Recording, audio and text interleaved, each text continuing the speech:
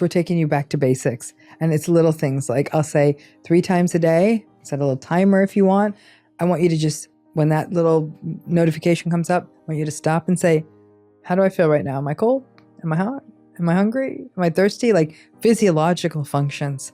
Figure out where you want your thermostat and move it and see like, oh, I'm feeling 68. This is nice. People don't even know that. I'll say, what do you want on your pizza? You'd be amazed how many people are flummoxed by that question. I'll say, well, he always wanted, what do you want on your pizza? And they'll say, and they'll catch themselves. This isn't meant to be silly. This is how even these sort of low-hanging questions become a place where a person is now being able to recreate a subjective focus. They were told for years, you can't be hungry, you just ate. You can't be cold, I'm warm. You're not tired, you got plenty of sleep. That's what they were told.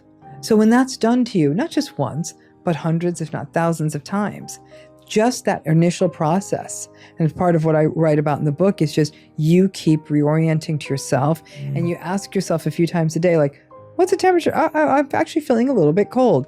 And that's okay. Even if everyone else has a bathing suit on, it's okay. But you work up to that. And when you ask people who am I, like, I don't know. And I'll say, what do you stand for? Tell me something that's important to you.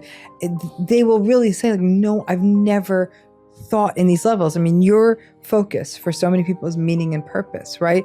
To me, that's when we're getting into the latter stages of really this, this individuation and this autonomy of what is meaningful to you, what is purposeful. I remember a client once saying to me, we're talking about meaning and purpose, and she said, are you kidding me? What's meaningful and purposeful? She said, I just want to get to a day where I don't think about them. And I said, great, build on that. But that can feel very out of reach for people. Like, in fact, in my healing program this month, it's going to be meaning and purpose month. And even as I construct that curriculum, I'm realizing like a lot of the usual conversation about meaning and purpose, I'm almost having to have the conversation point 2 of what it means when you're going through this and someone who's a survivor of narcissistic abuse. But then it's also the willingness to turn to trusted others. I'm going to give you a silly example of something that happened today. I had a very problematic call today, right, with someone. And I had to put the call on speaker because someone was helping me with something in the house. And I had to she was doing her work quietly, but it wasn't a confidential call. It was a business thing. And the call went terribly. The person was very disrespectful, very dismissive. And I've been through narcissistic abuse in many ways and shapes and forms in my life. So my first tendency was, am I being too sensitive? Am I being too demanding? Am I being ridiculous? That's what I was thinking. And at one point, the lady who was helping me out, she kind of looked at me, rolled her eye. I rolled my eyes and she looked back at me and she said, yeah.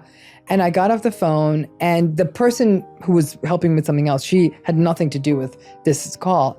And I closed my eyes and the person in the room with me said, yeesh, that was absolutely ridiculous. And I looked at her and I said, say more. And she said, I can't believe how dismissive that person was. She didn't even do the basic. And Jay, I felt whole because my inner experience, which I still doubt after all these years, and I've come a long way, but my inner experience, this person outside of me who I know cares about me said, it wasn't okay how she talked to you.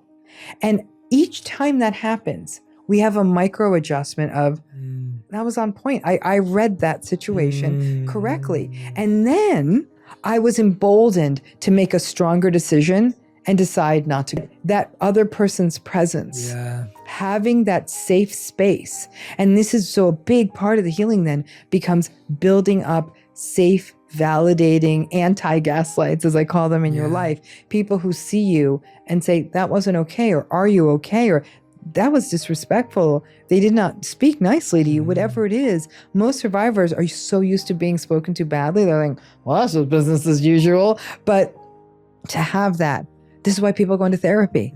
And so then I was able to take the much bolder leap of, no, I'm actually going to end up going to the other meeting. But thanks. I don't know that I would have had that kind of courage. This is what healing is. You build up those people, even if it's 1 or 2 people, giving yourself permission to put, I call it the 90-10 inversion. Most of us put 90% of ourselves into our most toxic relationships and 10% into the giving, reciprocal one, 90% into those good relationships and phone it into the toxic.